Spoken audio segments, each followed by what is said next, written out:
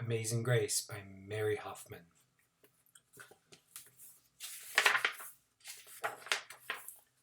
Amazing Grace. Grace was a girl who loved stories. She didn't mind if they were read to her or told to her or made up in her own head. She didn't care if they were in books or in movies or out of Nana's long memory. Grace just loved stories. After she had heard them, and sometimes while they were still going on, Grace would act them out, and she always gave herself the most exciting part. Grace went into battle as Joan of Arc, and wove a wicked web as Anansi the spider.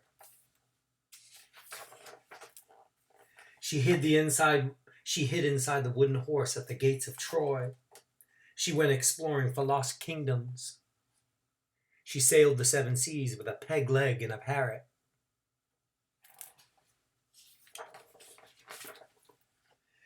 She was Hiawatha sitting by the shining big sea water, and Mowgli in the backyard jungle.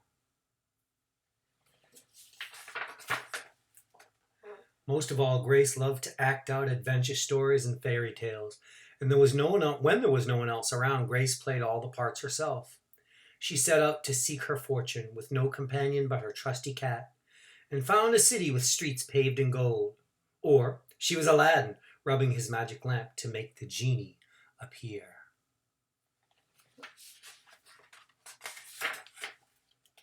Sometimes she could get Ma and Nana to join in when they weren't too busy. Then she was Dr. Grace, and their lives were in her hands.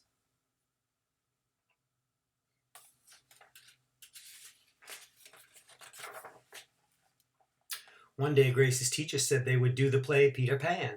Grace knew who she wanted to be. When she raised her hand, Raj said, "You can't be Peter, that's a boy's name." But Grace kept her hand up. "You can't be Peter Pan," whispered Natalie. "He isn't black." But Grace kept her hand up. "All right," said the teacher. "Lots of you want to be Peter Pan, so we'll have auditions next week to choose parts." She gave them words to learn.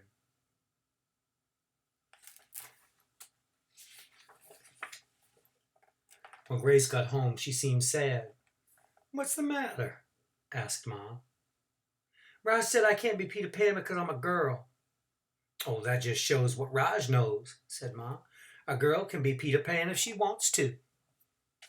Grace cheered up, and then later she remembered something else. "Natalie says I can't be Peter Pan because I'm black," she said. Ma looked angry. But before she could speak, Nana said, "It seems that Natalie is another one who don't know nothing.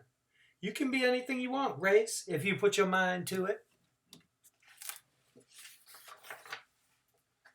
On Saturday, Nana told Grace they were going out. In the afternoon, they caught a bus and a train into town. Nana took Grace to a grand theater. The sign outside read, "Rosalie Wilkins in Romeo and Juliet," in sparkling lights. "Are we going to the ballet, Nana?" asked Grace. "We are, honey. But first, I want you to look at this picture." Grace looked up and saw a beautiful young ballerina in a tutu, and above the dancer it said, "Stunning New Juliet."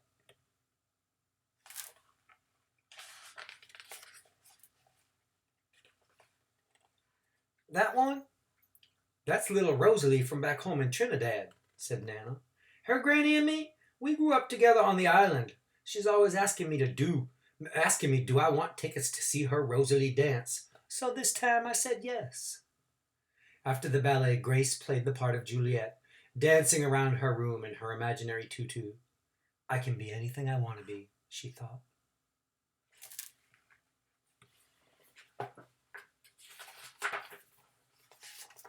On Monday, the class met for auditions to choose who was best for each part.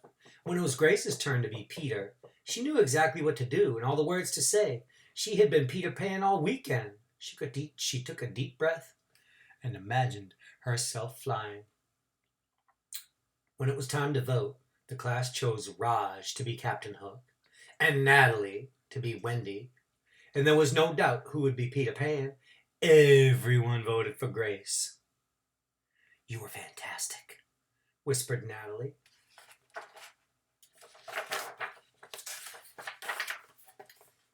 The play was a big success, and Grace was an amazing Peter Pan. After it was all over, she said, "I feel as if I could fly all the way home." "You probably could," said Mom. "Yes," said Nana. "If Grace put her mind to it, she can do anything she wants." The end. Amazing Grace.